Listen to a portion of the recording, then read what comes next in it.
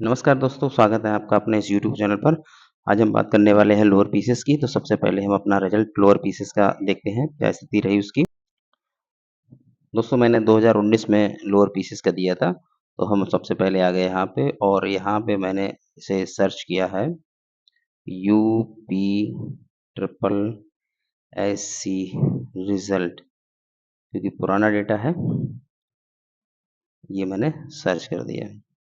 तो सबसे पहले ऊपर यही वाला सेशन खुल के आया है जो 2019 का था और तो इसका रिजल्ट 2020 में आया था। तो ये है रिजल्ट फॉर यूपीपीएससी, ये 26 जून को 2020 में रिजल्ट आया था, ये डियर एप्लीकेंट करके।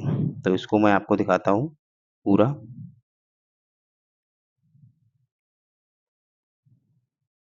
ये है 26 जून को। तो डियर एप्लीकेंट, यहाँ पे मेरा नाम है, रोल नंबर दिया हुआ है, ये मेरा रजिस्ट्रेशन नंबर था यूपी ट्रिपल एस सी का, और ये रोल नंबर, ये उस समय पैड नहीं हुआ करता था।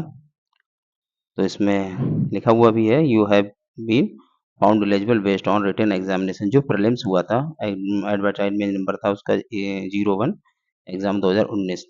तो इसका एग्जाम जो है सेंटर के दूर भी बनाए गए थे। तो इसके प्रीलिम्स का जो combined lower sub coordinate service general requirement competitive examination 2019 to appear to for next level of examination which will be scheduled by commission, और बता रहे हैं कि उसके बारे में बाद में सूचना करेंगे आगे। तो यहाँ पे मैंने प्री कैसे निकाला इसका पैट का, तो उस संबंध में मैं कुछ जानकारी देने वाला हूँ आप लोगों को।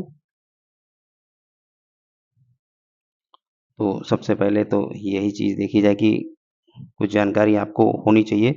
ये पैट का एग्ज़ाम जो है 6-7 सितंबर में है। तो सबसे पहले लोअर पीसीएस है क्या? क्या योग्यता है उसकी? तो हम इस पे बात करने वाले हैं। तो ये सिर्फ़ आपको मोटिवेट करने के लिए वीडियो है। आप इसको देखेंगे तो आपको कुछ मोटिवेशन मिलेगा। आपका जो 6-7 सितंबर को पेपर है, उसमें कैसे अच्छे नंबर प्राप्त किए जाएँ और वो सारी चीज़ें मैं बताऊँगा। इसमें जिला सूचना अधिकारी, जो अपर जिला सूचना अधिकारी होता है, 18 से 40 एज ग्रुप है ये। और उसके बाद एक मार्केटिंग इंस्पेक्टर की पोस्ट होती है इसमें, पूर्ति निरीक्षक, यानी कि सप्लाई इंस्पेक्टर जो है ये बैठते हैं तहसीलों में। तहसील में इनका कार्यालय होता है, तहसील लेवल पे। अधिशासी अधिकारी ईओ, जो अधिशासी अधिकारी नगर पालिका नगर परिषद में ये चीज़ होता है कि राजस्व निरीक्षक आरआई है जो, इसकी भी वैकेंसी होती है। इसे कानगो कहा जाता है, कानगो बोलते हैं। इन सब के लिए एक एज ग्रुप 21 से 40 है और इसके लिए 18 से 40 है। ठीक है, अब यहाँ पे हाँ, एक एक पोस्ट और इसमें बहुत शानदार रहती है, सहायक चुकंदी अधिकारी। जब मैंने पेपर दिया था, तो ये एक पोस्ट ये थी, एक पोस्ट ये थी, एक ये थी, एक ये थी और एक थी नगर उद्यान करके कुछ थी, उद्यान अधिकारी, जिला उद्यान अधिकारी करके थी, वो उस तरह की पोस्ट थी। मुझे पोस्ट का नाम पूरा सही से याद नहीं है। तो यहाँ पे ये लोअर पीसेस का मतलब होता है, देखो 2000, शायद 2000 तक, जहाँ तक मुझे जानकारी है, शायद 2015 तक, ठीक है, ये लोअर पीसीएस का जो वैकेंसी है, ये यूपीपीएससी ही निकालता रहा। ठीक है, पहले यूपीपीएससी ही निकालता रहा, लेकिन अब इसकी जो है, इसके लिए आयोग अलग गठित हो चुका है 2000 शायद 15 में ही। तो तब से ये लोअर पीसीएस की वैकेंसी यूपी ट्रिपल एससी निकाल रहा है। ठीक है, तो ये इसके लिए ये है क्या? तो यहाँ पे कहा गया है कि जैसे जो ग्रुप सी की वैकेंसी है, ग्रुप सी की वैकेंसी यूपी ट्रिपल एससी निकालेगा, उससे अपर लेवल की वैकेंसी जो है वो हमारा पीसीएस निकालेगा, जो हमारा स्टेट पीसीएस है वो निकालेगा। तो यहाँ पे कुछ ये लोअर पीसीएस के नाम से बहुत अच्छी पोस्ट आ जाती हैं, जो 4200 ग्रेड तक की होती हैं। जैसे ये मार्केटिंग इंस्पेक्टर है, सप्लाई इंस्पेक्टर है। अब जैसे मैंने प्री क्वालिफाइड किया था, प्री क्वालिफाइड करने के बाद मैंने मेंस नहीं दिया था, क्योंकि मेरा चयन 4200 ग्रेड पे की एक दूसरी नौकरी में हो गया। तो यहाँ पे मैंने इसको स्किप कर दिया था, इसका मेंस। ठीक है, तो यहाँ पे योग्यता तो मैंने बता दी है, क्या है ये भी बता दिया है। अब आप इसमें एक समझिए कि ये पैड जो है पहले नहीं होता था, तो विज्ञापन सीधे आता था। ठीक है, यूपी ट्रिपल एससी सीधे विज्ञापन निकालता था, एग्जाम डेट आती फिर रिजल्ट आता था। अब पैट होता है, तो पैट क्वालिफाइड करेंगे आप पैट के लिए, इस लोअर पीसीएस के लिए आपको स्नातक होना बहुत ज़रूरी है। उसके बाद ये पैट क्वालिफाइड करेंगे, ये पैट जो है वो यूपी ट्रिपल एससी कराता है, फिर वो क्या करता है, कट ऑफ यानी शॉर्ट लिस्टेड डालता है। शॉर्ट लिस्ट में आपका नाम होगा, देन आप अगली भर्ती में शामिल हो पाएँगे। और ये एक बताया कि अब पैट का एग्ज़ाम जो है 2025 का होगा, इसके लिए इसके जो स्कोर कार्ड जो आपका जारी होगा उसकी वैलिडिटी 3 साल है। पहले ये 1 ही साल हुआ करती थी और समस्या ये थी कि 1 साल पैट की वैलिडिटी है और कोई वैकेंसी अगर नहीं आई तो वो उस साल का पैट बच्चे का जो मेहनत उसने की है वो बेकार जाती थी। अब हम समझेंगे कि इसमें अच्छा स्कोर कैसे करें। जैसे कि यहाँ पे वो कह रहे हैं स्कोर की वैधता अवधि है, तो ये जो है 28/4/2025 क्रम में प्रारंभिक परीक्षा अंक जो अपलोड किए जाएँगे वो 3 वर्ष तक प्रभावी होंगे। अब हम सीधे आते हैं अपने सिलेबस पे, तो यहाँ पे लिखा हुआ है, ये 2025 का ही सिलेबस है। उत्तर प्रदेश अधीनस्थ सेवा चयन आयोग द्वारा आयोजित की जाने वाली प्रारंभिक परीक्षा का। अब यहाँ पे देखेंगे कि ये सबसे पहले इतिहास का दिया है, भारतीय इतिहास का दिया हुआ है। तो आप ये देखिए कि जैसे पीवाईक्यू हम देखेंगे तो यहाँ पे लिखा है वैदिक सभ्यता है, बौद्ध धर्म है, जैन धर्म है, मौर्य वंश है, गुप्त वंश है, हर्षवर्धन, राजपूत जो काल है, सल्तनत, मुगल। तो यहाँ पे एक-एक क्वेश्चन, 2-2 क्वेश्चन जो है कहीं जैसे मान लीजिए बौद्ध धर्म से कोई क्वेश्चन जो आया है, तो उसी के आस-पास एक दूसरा क्वेश्चन फिर पुट अप किया जाएगा।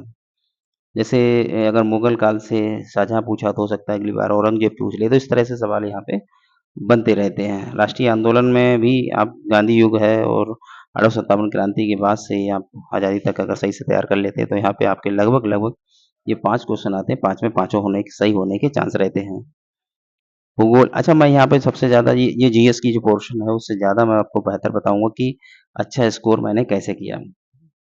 यहाँ पे जो सामान्य विज्ञान है, इसके 5 अंक आते हैं और ये नॉर्मल से सवाल आते थे पहले, अब तो थोड़ा लेवल सही हो गया है, तो आपको थोड़ा-सा सही से पढ़ना पड़ेगा। लेकिन यहाँ पे जो साइंस बैकग्राउंड मैथ और साइंस बैकग्राउंड के जो लोग हैं, ऐसे मतलब जो स्टूडेंट हैं, जो अभ्यर्थी हैं, वो उन लोगों के लिए बड़ी आसानी हो जाती है यहाँ पे। और जो आर्ट या जो मानविकी संबंध विषय से संबंधित हैं, वो लोग यहाँ पे अटक जाते हैं। अब जैसे यहाँ पे गणित की बात की गई, तो ये गणित के जो सिलेबस है, नॉर्मल से सवाल आते हैं। जिनको नहीं आते उन्हें टफ़ भी लगते हैं। गणित तो वैसे भी हौवा लगता है। अगर ये सब चीज़ें आती हैं, तो आपके 5 नंबर पक्के हैं। लेकिन गणित और रीज़निंग के एक्स्ट्रा नंबर भी होते हैं कुछ, वो कहाँ पे हैं? जैसे सामान्य हिंदी है, हिंदी के बारे में भी बात करेंगे हम। अब यहाँ पे मैं बात करूँगा 5 सवाल जो है तर्क शक्ति के हैं, रीज़निंग के। ठीक है? तो रीज़निंग के वही ट्रेडिशनल जो है टॉपिक्स हैं, बार-बार वही सब टॉपिक से सवाल पूछे जाते हैं। तो यहाँ पे तो लोग 5 सवाल कर लेते हैं। यहाँ पे जो नंबर आपको दिलाएँगे ज़्यादा तो वो इस तरह के यहाँ पे इन चीज़ों पे ज़्यादा फ़ोकस करना चाहिए किसी भी स्टूडेंट को, जो समसामयिक की करंट अफ़ेयर है वो 10 नंबर की है यहाँ पे और जो मिसलेनियस है, विविध वाला जो पोर्शन है, मुख्यालय है और ये तुम्हारा जो पॉलिटी याद करोगे तो यहाँ पे ये पढ़ ही लोगे। है ना? देश, राजनयिक मुद्रा, पड़ोसी देश है, संगठन है, पर्यटन स्थल है, भारतीय कला संस्कृति, खेल वगैरह है। ये सारी चीज़ें हैं, अनुसंधान वगैरह है। नंबर दिलाने वाले ये 3 पोर्शन हैं नीचे के ये। जैसे अपठित गद्यांश हिंदी के देखो ऊपर हो ही गए हैं, अभी उसको भी देखेंगे। अपठित हिंदी गद्यांश का विवेचन और विश्लेषण 2 गद्यांश आएँगे और प्रत्येक पर 5 प्रश्न होंगे, यानी 5 नंबर होंगे, 1 क्वेश्चन के लिए 1 नंबर। तो अगर आपके हिंदी में 2 अपठित गद्यांश आते हैं 10 नंबर के और आपने अगर उसपे थोड़ा-सा भी प्रैक्टिस कर लिया, तो यहाँ से आपके क्वेश्चन 10 में 10 तो कहना सही नहीं, लोगों के 10 में 10 सही हो जाते हैं। आप 9-8 कर लेंगे, आराम से हो जाएँगे और 10 में 10 भी हो सकते हैं, अगर आपने हिंदी को सही से समझ लिया। उसी पैराग्राफ से संबंधित सवाल पूछते हैं वो। अब ग्राफ की व्याख्या विश्लेषण प्रत्येक ये भी 1 सवाल 1 नंबर के लिए 2 ग्राफ आएँगे आपके 10 नंबर के होंगे ये, ठीक है? तो आपको क्या करना है यहाँ पे जो सवाल आएँगे उसमें ग्राफ बना होगा, ठीक है? ये तालिका वाले भी हैं, तो यहाँ पे ये 20 सवाल जो हैं, ये बड़े आसान हैं, अगर आपको समझ में आते हैं तो। बहुत से बच्चे मैं मिला हूँ लोगों से, बच्चों से जो पेपर दे रहे हैं, तो उसमें क्या है कि वो लोग क्या करते हैं, इन इन इस पोर्शन को वो छोड़ देते हैं। जैसे कि ये जो नीचे के 2 हिंदी तब भी कर लेते हैं वो, हिंदी तब भी डील कर ले जाते हैं वो, ठीक है? लेकिन ये 2 पोर्शन वो कतई छोड़ देते हैं कि ये नेगेटिव भी है, तो इस चक्कर में वो छोड़ देते हैं। मुझे लगता है कि इन पे प्रयास करना चाहिए।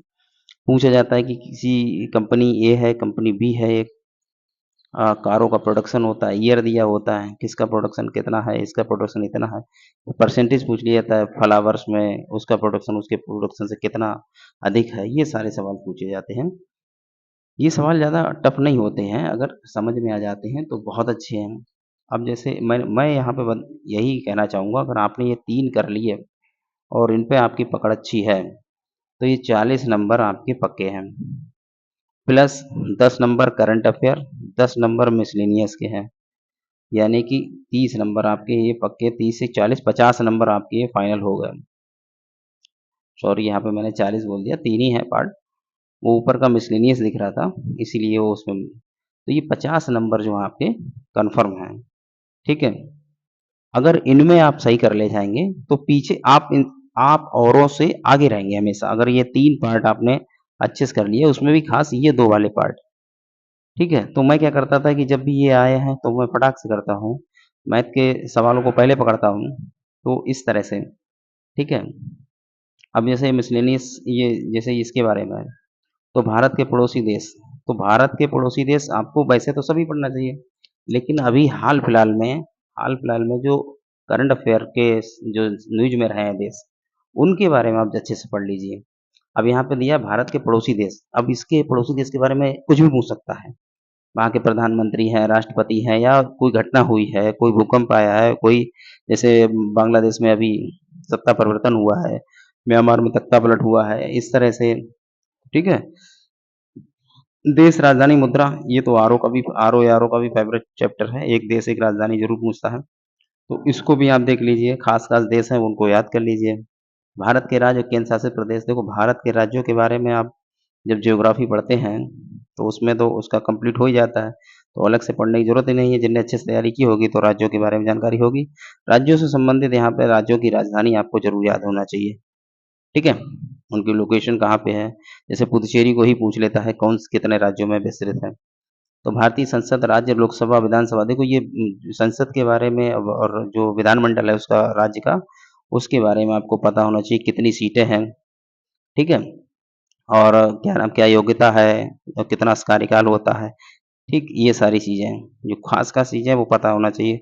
राष्ट्रीय, अंतर्राष्ट्रीय दिवस, ये दिवस तो हर परीक्षा में पूछे जाते हैं, इसमें पूछे जाएँगे, तो आपको याद होना चाहिए। जो विस जो सेलिब्रेट किए जाते हैं दिवस, वो आपको याद होना चाहिए। ब्रेल लिपि हो गया है, अभी आर्द्र भूमि दिवस हो गया है, 16 सितंबर ये ओज़ोन दिवस हो गया है आपका, ठीक है? मानवाधिकार जो ख़ास हैं, जिनको भारत में कोई थीम वगैरह दी जाती है, वो थीम याद कर लीजिए। विश्व स्वास्थ्य संगठन उनके मुख्यालय, वो विश्व संगठन, सॉरी, तो विश्व संगठनों में विश्व स्वास्थ्य संगठन भी आता है, डब्ल्यूटीओ है, विश्व व्यापार संगठन है, यूनेस्को वगैरह है, बहुत सारे संगठन हैं, उनके मुख्यालय आप ज़रूर याद कीजिए, कहाँ मुख्यालय है। भले ही आपको उनकी सन याद ना हो, अब तो मेरी समझ से सन भी याद करें तो ज़्यादा बेहतर है, लेकिन उनके मुख्यालय कहाँ है वो याद होना चाहिए। भारतीय पर्यटन स्थल, ये भारतीय पर्यटन स्थल ज़रूर याद होना चाहिए। पहलगाम तो आपको पता ही होना चाहिए कि पहलगाम की स्थिति क्या है, पहलगाम में जो हमला हुआ था, तो वो कौन-सी घाटी है और क्या है, उसके नज़दीक क्या है, कैसे क्या वहाँ की अ, सब जानकारी आपको होना चाहिए। करंट अफ़ेयर्स पढ़ेंगे आप तो वहाँ सारी चीज़ें मिल जाएँगी आपको।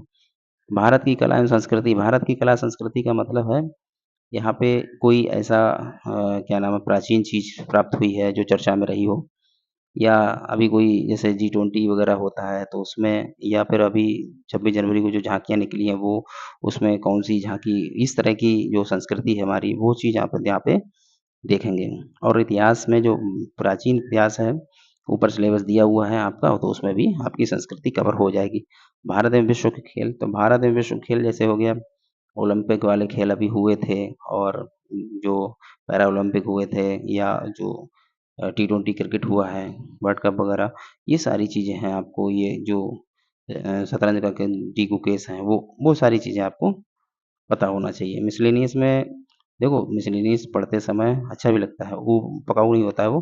भारतीय अनुसंधान संगठन जो रिसर्च सेंटर हैं, जैसे अनुसंधान संस्थान कहाँ है, चीनी अनुसंधान संस्थान कहाँ है, सब्जी अनुसंधान संस्थान कहाँ है ना? तो ये गन्ना अनुसंधान संस्थान कहाँ है, तम्बाकू अनुसंधान संस्थान कहाँ है, तो इस तरह के आपको अनुसंधान संस्थान आपको पता होना चाहिए। प्रसिद्ध पुस्तकें और लेखक हैं, तो हाल-फिलहाल में जो, देखो इसमें मैं कहूँगा कि जो अभी हाल-फिलहाल में जो प्रचलित रहे हैं नेता जो भी हैं, उनकी किताबें, या फिर साथ में जो लोग अभी बहुत बड़े लेखक थे और उनका निधन हो गया, उनकी किताबें आप याद रखें ज़रूर, ठीक है?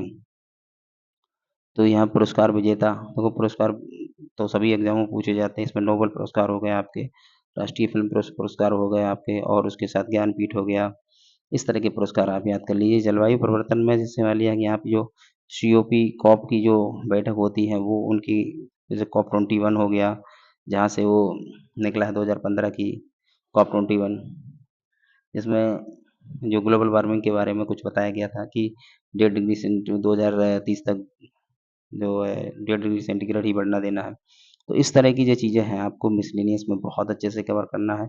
मिसलेनियस जो आपका 10 नंबर का है और 10-10 नंबर के ये 3 हो गए 40 और आपका 10 नंबर का करंट अफेयर है। तो ये 50 नंबर का बहुत ही बढ़िया है।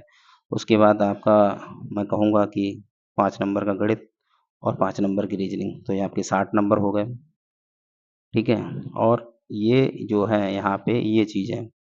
ये देखो ये अंग्रेजी व्याकरण आएगा और अपठित गद्यांश पर आधारित प्रश्न होंगे, तो यहाँ पे 5 ही सवाल आएँगे, तो आपको ये भी सही है। और हिंदी में जो संधियाँ हैं, विलोम शब्द हैं, पर्यायवाची हैं, जो लोग आरओ की तैयारी कर रहे हैं तो उनके लिए यहाँ पे अलग से पढ़ने की ज़्यादा ज़रूरत नहीं पड़ेगी, ठीक है? ये देखो आरओ में ये भी पूछा जाता है, ये भी पूछा जाता है, ये नहीं, ये है पूछा जाता है, ठीक है?